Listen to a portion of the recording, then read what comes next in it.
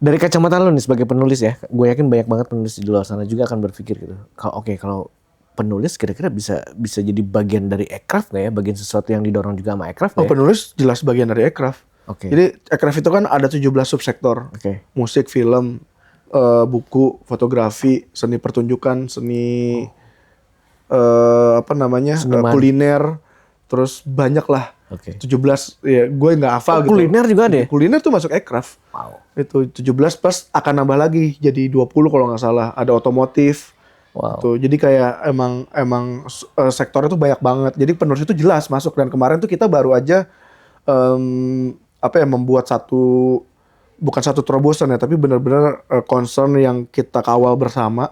Pajak penulisan itu udah berkurang loh gitu, yang tadinya 12% tuh jadi 6% gitu. Ini kok kalau nggak salah ya, koreksi juga ya gua, karena memang kemarin tuh masih berproses gitu. Emang targetnya menjadi pajak final, tapi ngomongin pajak final kan banyak konsekuensi yang juga harus diperhitungkan kan. Jadi mungkin itu belum terjadi, tapi bisa jadi itu akan terjadi. Ya intinya problem-problem yang ada di sektor ekonomi kreatif tuh itu kita kawal banget gitu, dari kementeriannya, dari staf khususnya, dari utusan khususnya tuh kita benar-benar berkolaborasi benar-benar saling aduh ini bawa makanan enak banget ya. Iya.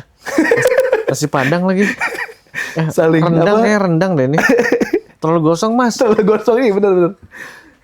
Saling terkoneksi terus sama-sama gitu, sama-sama. Oh, di situ ada masalah apa? Oke, apa yang bisa dibantu percepat. Kayak kemarin tuh juga kita baru aja mendorong teman-teman di BPJS Ketenagakerjaan untuk melindungi para pekerja seni. Oh, para pekerja kreatif gitu ya. Gue udah dari FESMI. Nah, mantap. FESMI. Gitu. Jadi kita punya stakeholders juga tuh yang juga ngebantu untuk mensosialisasikan juga manfaatnya itu gitu.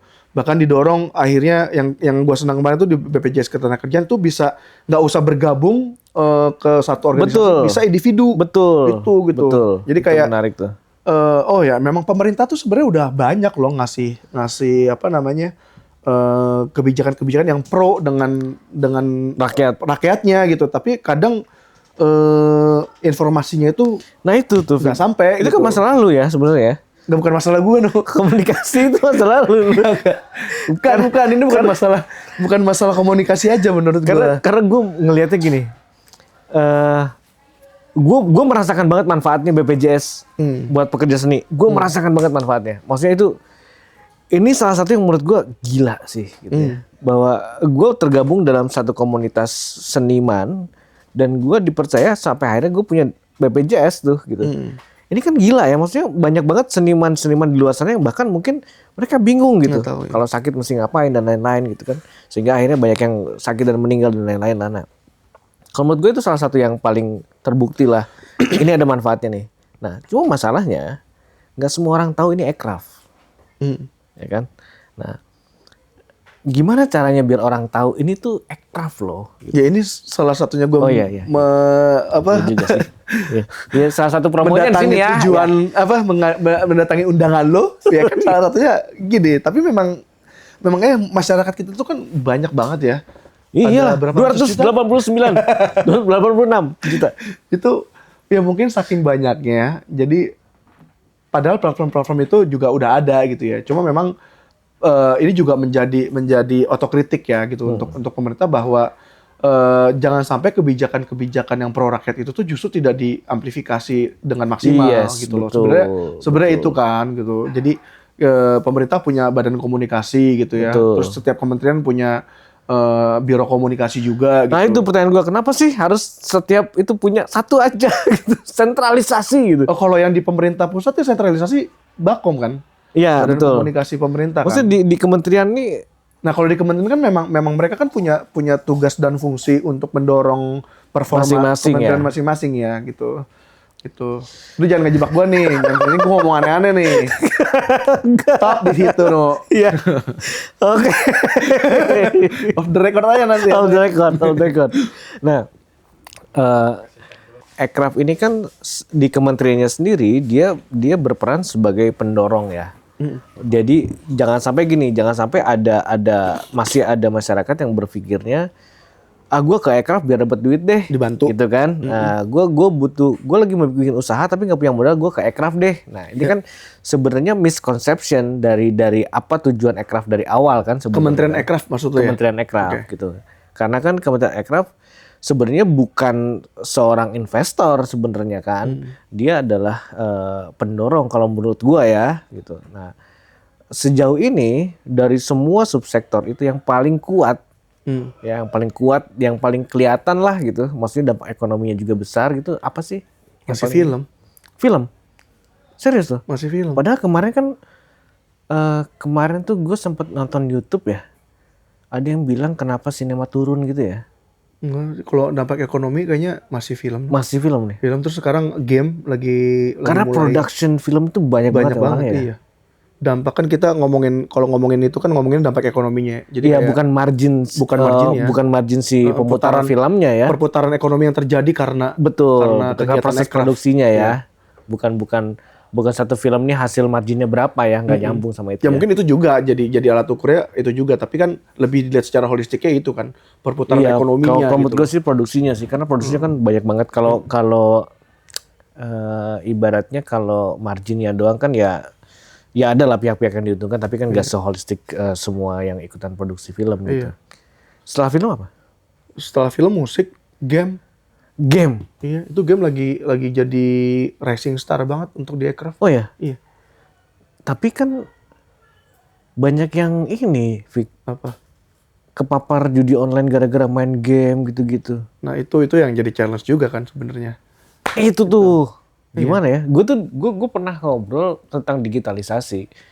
Salah satunya yang tadi kita sempat obrolin lah ya, itu digitalisasi yang melahirkan ribuan aplikasi gitu kan. Di setiap Pemda bikin Digital aplikasi. sama dengan aplikasi. Nah, digital adalah di aplikasi. eranya sempat ada tuh kayak gitu tuh. Sampai sekarang Itu. Gue heran ketika pidato digitalisasi itu dimunculkan, besoknya tiba-tiba semua Pemda punya aplikasi. iya. Buset, gue bilang. Nggak lama dari situ, karena gue pernah di interview, gue bilang gini, dengan banyaknya permintaan pembuatan aplikasi, pasti akan menurunkan kualitas. Kenapa? Karena semua Pemda ini pasti ada yang pengen harganya lebih murah. Nah, ketika masuk ke ranah sana udahlah gitu ya. Dan akhirnya terjadi kebocoran data. Nah, game. Kan ada yang anak gua jadi main game mulu gitu-gitu. Nah, ini regulasinya gimana? Lu dari kacamata aircraft ngelihatnya gimana? Kan game itu kan punya ketentuan ya. Kadang dilihat sebagai, bukan dilihat, maksudnya penggunaannya ya. Kan ada user umurnya gitu kan Ya, diatur ya. KYC-nya lah. Iya. Sebenarnya kan kalau misalkan balik lagi kayak anak lu kenapa main, ya itu kan lu di rumahnya ngatur nggak sebagai orang tua gitu loh. Lu mendampingi nggak sebagai orang tua. Jadi jangan disalahkan produknya menurut gua gitu. Ini dalam konteks aircraft ya. Ketika ngomongin aircraft ya, itu kan mereka memang bertumbuh karena banyak yang pakai gitu. Tapi ketika ada problem-problem di titik-titik tertentu kayak anak gua jadi main mulu, ya berarti itu mesti ada proaktif orang tuanya juga loh. Karena bokapnya main TikTok ya kan? Iya, bisa jadi gitu. Karena di rumah bukan ngobrol tapi malah main HP masing-masing. Betul. Ya, Ibu bapaknya bikin konten, anaknya main game. Nah, akhirnya kayak gitu kan, gitu. Maksudnya dalam kacamata aircraft sih, ya itu memang jadi problem yang harus di notice juga gitu. Mesti ada regulasi ya. Gua rasa regulasi itu juga ada deh soal pengaturan Kalau di aplikasi ya, regulasinya kan jadi karet ketika ngomongin negara Indonesia. Maksudnya kayak sosial media kan di internasional itu 17 tahun plus kan. Iya. Gitu kan. Di kita kan SD aja udah punya Hajar sosial aja media gitu. ya kan. Kan Komdigi yang mau ngeluarin itu kan. Nah itu, gue sebenarnya itu memang gue berharap Komdigi ini jadi salah satu tempat yang dia tidak hanya menciptakan kebijakan yang populis gitu ya. Kadang-kadang harus loh gitu. Maksudnya lu against the wind gitu ya, tapi untuk sesuatu yang baik gitu. Kayak misalnya ada yang pernah ngomong sosial media satu orang satu, gue sih setuju aja gitu. Terus misalnya email dibatasin, sosial media dibatasin gitu ya. Instagram lagi bikin yang Instagram Teens misalnya kan. Gue sih sangat setuju gitu. Tapi kemudian yang jadi PR besarnya adalah di Indonesia selama ini pengawasan. Pengawasan ini PR banget gitu. Jadi bukan berarti kemudian regulasi ada dengan serta-merta akan berjalan gitu kan. Karena nggak ada pengawasannya bisa aja singa berbulu ular kan gitu. Di gua umur 21 ngakunya 17 gitu kan, gitu-gitu. Itu sih. Nah, ada satu yang menarik, Vic. AI. Ya kan, pemerintah ini kayaknya lagi bergerak dengan AI. Di yang tadi sempat kita ngobrolin, AI juga termasuk dari salah satu hal yang subfaktor yang didorong juga sama Aircraft. Dalam bentuk gimana, Vic? Nah, kalau sekarang tuh lagi banyak masih di Komdigi AI itu tuh baru dikeluarin peta jalannya kalau nggak salah ya, peta jalan AI. Peta jalan tuh roadmap ya? Roadmap ya. Roadmap ya. Ini gue terlalu permintaan banget ya. Anda terlalu pemerintah, Mas. Itu jadi kayak itu ada concern itu gitu. Bagaimana kalau di Ekras tuh lagi coba mengadvokasi khususnya di SKP gitu ya, lagi mencoba mengadvokasi bagaimana data latihnya ini tuh diproteksi dan punya nilai ekonomi. Gitu. Jadi kayak mungkin siapapun yang perusahaan AI nanti yang mau menggunakan data di Indonesia gitu ya, misalkan itu tuh datanya tuh harus diproteksi dulu gitu. Kayak misalkan diberikan identitas digital otentik gitu ya. Bahwa ini data, misalkan suara gue, dia harus diproteksi dulu nih sebelum gue masukin, sebelum diambil sama mesinnya AI gitu misalkan gitu ya. Terus cara mainnya Anu gitu ya, chord progresi Anu nih mesti di daftarin dulu nih misalkan. Supaya nanti ketika itu dipakai, itu generate sama AI, yaitu punya hitungan ekonominya gitu. I see. Ya. I see. Jadi bukan soal ngomongin pakai AI semua serba mudah dibantu kreativitas dengan AI. Nggak gitu. Ya, karena kalau misalkan AI kita tuh percaya kalau AI itu tuh harus digunakan kita harus punya mindset AI itu tuh adalah tools. Betul. Gitu loh. Bukan pengganti dari ide kita gitu.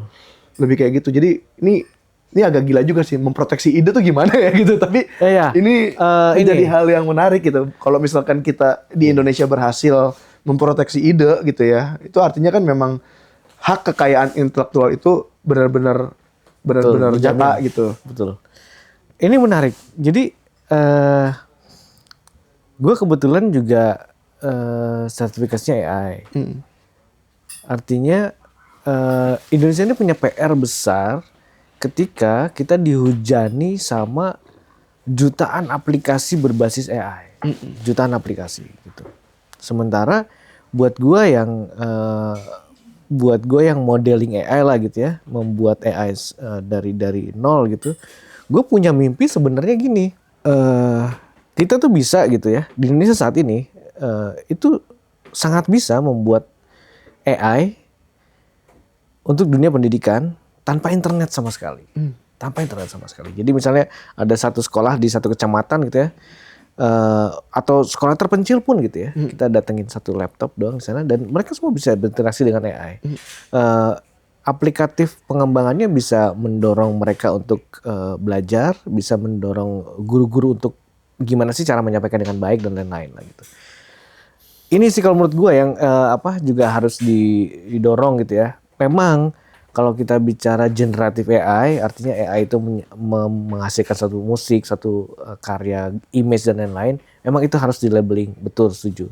Makanya di platform sosial media juga kemudian sekarang mereka nge-labelin itu, ini harus ditandain bahwa ini AI atau bukan. Tapi nggak tahu ya, ini mudah-mudahan gue salah lah ya, gitu ya.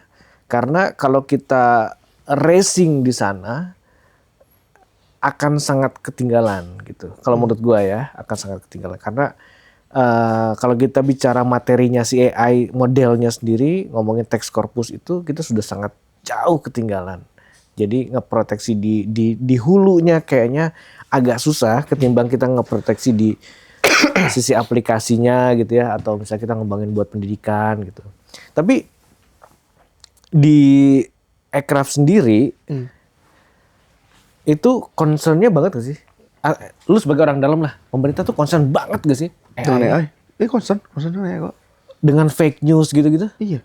Kita tuh di internal tuh juga maksudnya di lingkup SKP sendiri gitu ya. Setiap kali ada yang audiensi, setiap kali ada yang bertemu gitu untuk meeting, kita tuh selalu kasih tahu kalau apa namanya kondisi sekarang dengan AI ya kita harus lebih bijak lagi nih memfilter berita, Betul. terus menyaring, memfilter sama menyaring sama ya bos. Iya. Memfilter sama ini ya benar. Menyaring apa namanya isu-isu yang Bijak lah ya, lebih dewasa. Iya, terus kayak banyak apa namanya bahkan kayak visual-visual yang ini tuh visualnya seperti apa, terus kemudian kita sebarin, jangan dulu gitu. Iya, jangan buru-buru untuk FOMO, nyebarin FOMO. ya, jangan FOMO gitu. Kita lebih dorong supaya teman-teman tuh cari tahu dulu gitu. Betul. Didiskusikan dulu. Jadi nggak usah kayak dulu anak-anak media online harus tayang gitu. Harus sebar nggak gitu. Sekarang tuh justru harus lebih hati-hati menurut gua. Jadi dengan era AI itu sekarang mesti penyebaran tuh justru harus dilakukan seminim mungkin. Karena apa? Karena udah tercampur kan, gitu. Udah tercampur. Nah itu, lu juga sih komunikasi gimana tuh? Komunikasi lagi. Iya, siap salah. Nggak, soalnya gini. AI generatif image gitu ya, generatif image, video, teks, audio lah gitu ya. Itu AI generatif semua tuh. AI generatif ini sekarang itu kalau gua ngelihat ya, dia sudah bukan lagi sesuatu yang mendistorsi, tapi dia udah mengancam gitu, kedaulatan media di kita gitu. Orang jadi gini, kalau disadorkan misalnya ada satu berita benar, fakta, ada satu berita dari homeless media lah atau yang mana lah gitu ya, atau yang nggak jelas gitu ya. Kadang-kadang orang lebih condong ke sini percayanya gitu, karena ada kalau bahasa zaman sekarang itu karena mereka ngeposting dengan sesuatu yang lebih relate sama orang itu gitu. Akhirnya jadi percaya gitu. Nah ini concern juga gak sih? Maksudnya lu di SKP ada pernah nemuin yang kayak begitu gak sih? Ya banyak loh. Jadi isu gitu. Banyak. Jadi kita tuh kadang ya terutama gue ya menganalisis si bagaimana orang mengonsumsi berita gitu ya, atau mengonsumsi media tuh sebenarnya apa sih yang mempengaruhi ya? Relatable tuh emang nomor satu gitu. Benar. Orang bisa jadi suka karena dia relate dengan kontennya gitu ya. Orang bisa jadi ngefollow karena dia relate dengan kontennya. Kayak belakangan nih gue lagi ngefollow si Juju makan lur gitu ya. Dia lagi di India, kocak banget semingguan ini kayak gue ketawa-tawa aja nih dia apa ongek gitu ya, ongkek gitu ya. Ongkek. Lucu banget gitu bahwa ada bahwa ada interest yang memang relate gitu ya, interest yang relate dan ada kontennya itu pasti orang akan suka gitu. Nah, menurutku dalam konteks komunikasi tadi ya, kebijakan segala macam itu tuh harusnya punya treatment kayak gitu. Nggak melulu harus dijadikan komunikasi gaya top down gitu ya, yang kaku one way. Menurut gua sublimative message itu lebih powerful. Betul. Gitu. Orang-orang sekarang mungkin kayaknya nggak aware deh sublimatif itu apa maksudnya. Iya. Kayaknya ya. Ada yang tahu nggak sublimatif? Gitu langsung nanya ke kru di sini. Sublimatif tuh kalau lu print, lu setrika terus muncul sublim. Iya, artinya maksudnya yang kita nggak tahu ya sublimatif, yang ngebahas sublimatif ya. Maksudnya yang kita tidak terlihat di permukaan, dia ngomong A gitu ya. Tapi sebenarnya maknanya tuh A. Betul. Gitu. Pemaknaan gitu. Pemaknaannya message-nya dari sana. Lebih kayak gitu. Jadi kayak kita secara nggak sadar, wah anjir ternyata dia lagi ngomong ini ya gitu. Itu kan kayak lebih ngena sebenarnya kan. Kayak gitu. Terus tadi gue belum ngejawab soal mindset ini loh, mindset tadi kan di Aircraft ya orang di Kemenaker tuh orang maunya dibantu gitu ya. Iya. Behavior itu ya. Itu kayaknya emang behavior yang udah ada sejak lama gitu ya, bahwa kementerian sama dengan pemberi dana. Iya. Pemodal. Tapi ya kalau misalkan punya mindset pemodal sih malah bagus ya. Oke. Tapi ini kayak cuma pemerintah sama dengan kementerian sama dengan ngasih gitu loh. Oh iya. Kan mindsetnya investment kan gitu loh. Gue udah di level modal itu gitu. Gue ambil terus gue kabur kalau gue udah di sana tuh.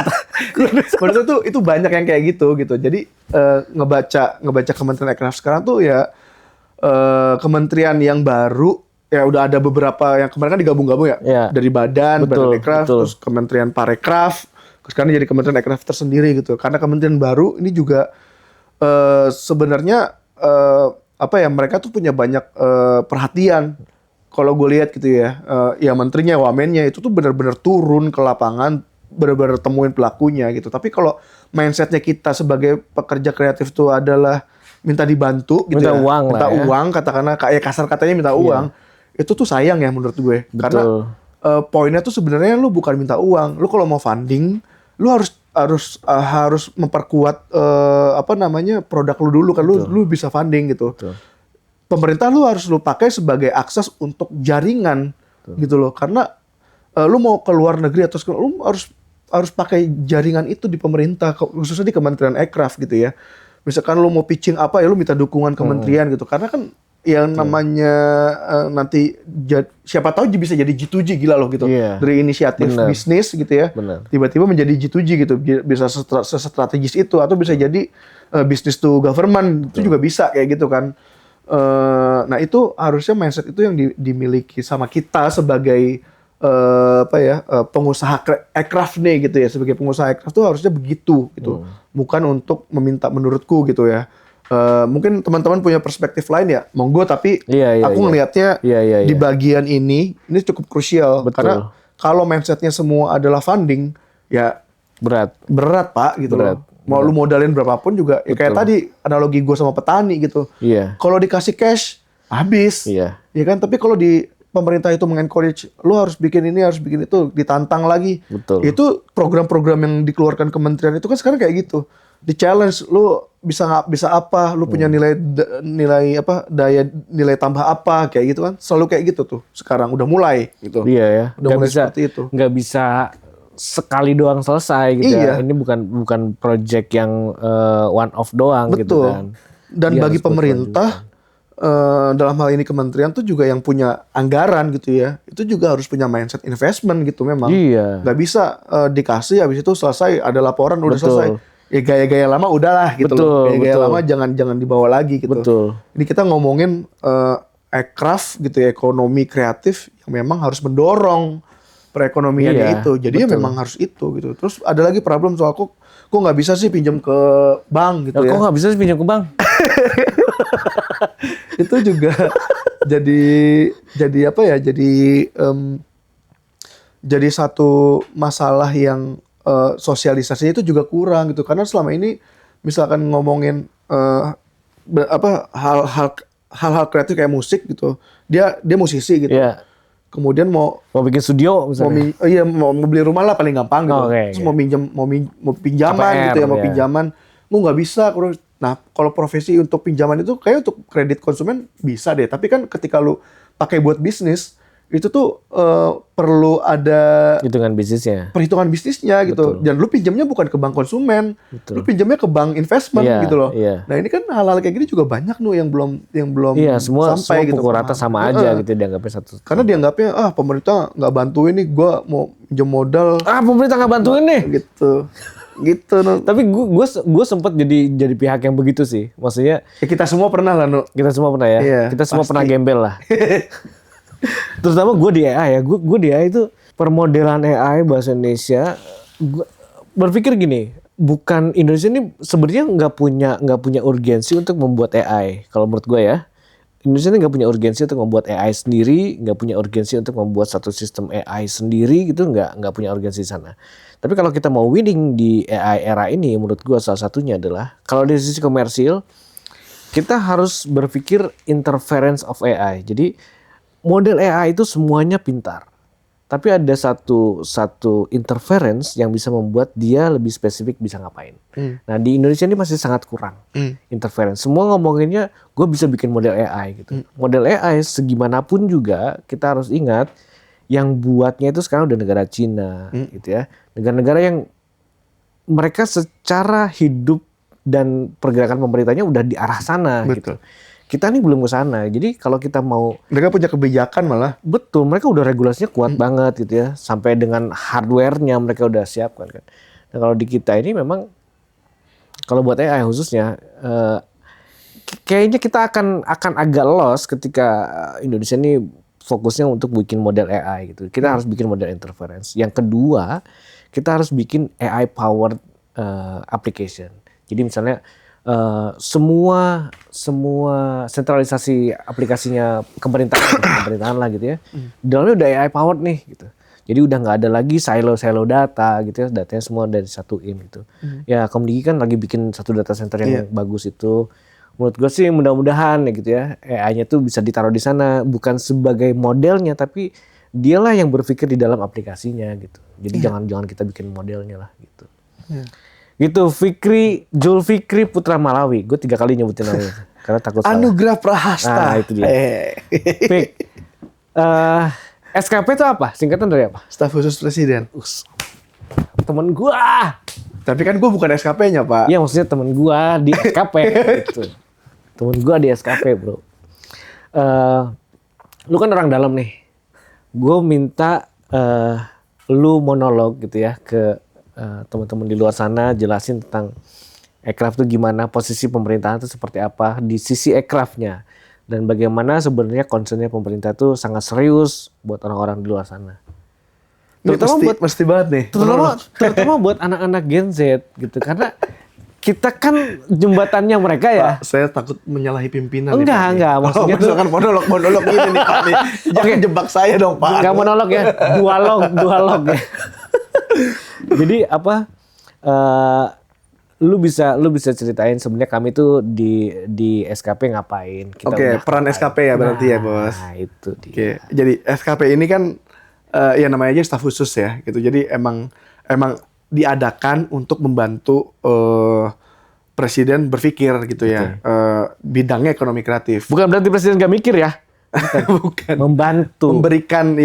Membantu untuk memberikan pemikiran lah di bidang ekonomi kreatif. Betul. Simpelnya sih kayak gitu. Jadi kita secara teknis tim ini tuh bekerja untuk menganalisis, ya boleh dibilang simpelnya adalah think tank lah gitu ya. Think tank untuk ya menarik.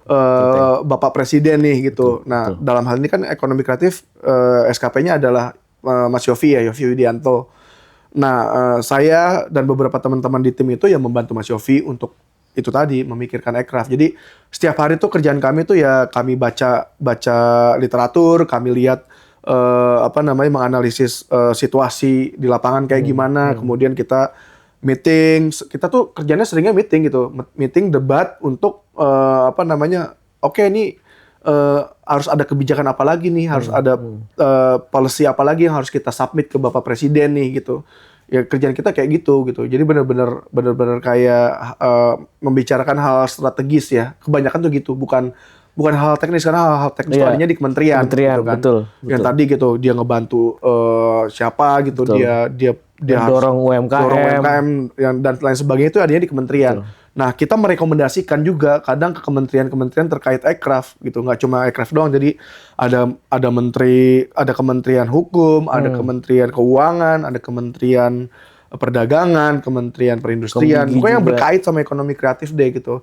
Jika diperlukan ya kita akan memberikan rekomendasi dari kacamata ahlinya kami gitu. Betul. Karena tim staf khusus presiden ini tuh mostly diambil dari kalangan profesional Pak gitu, yang emang dia menjalankan di industrinya kayak gitu. Emang mereka paham dan masternya lah di sana lah ya. Iya di industrinya ya. Betul. Di industri aircraftnya gitu, kayak gitu. Jadi benar-benar ya boleh dibilang mikir gitu, kerja kayak kalau dulu tuh makanya pakai otak ya kan gue pakai nih Pak gitu otak gue.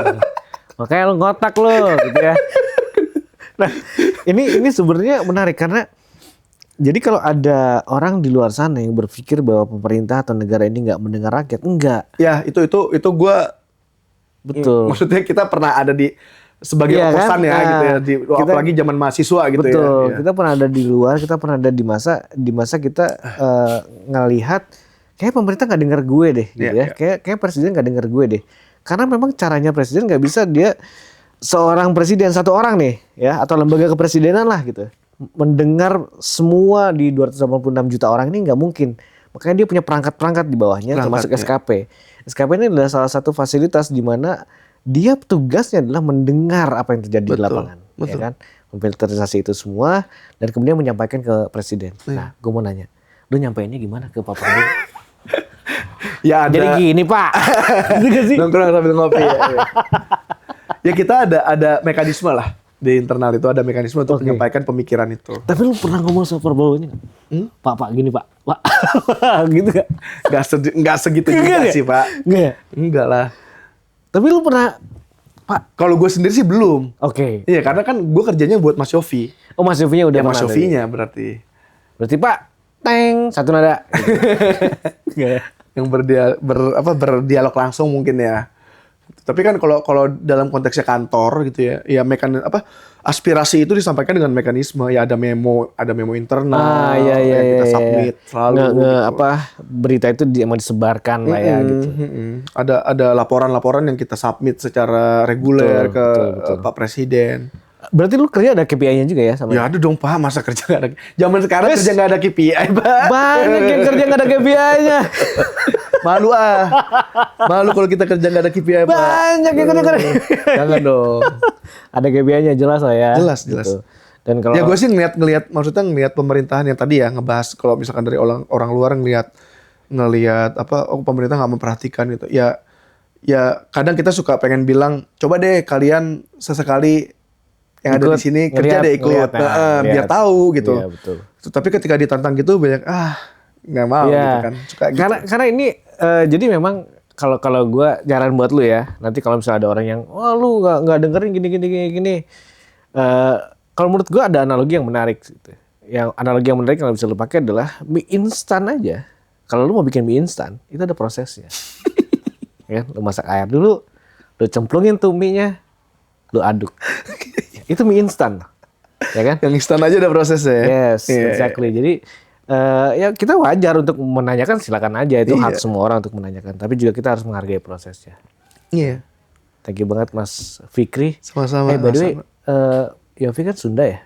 Lu di kantor ngomong Sunda juga nggak? Ya ada beberapa yang kadang Sunda Indonesia, ya lebih sering Indonesia lah. Oh gitu. Iya. Emang gak rasis. Bercanda-bercandaan sih, Di sana nggak rasis berarti gitu. ya? Nggak rasis. Nggak rasis. Nggak lah. Thank you banget Zulkifli Putra Malawi. Zulfikri, Pak. Zulfikri Iya. Putra Malawi, thank you banget. Kita akan ketemu lagi di lain kesempatan.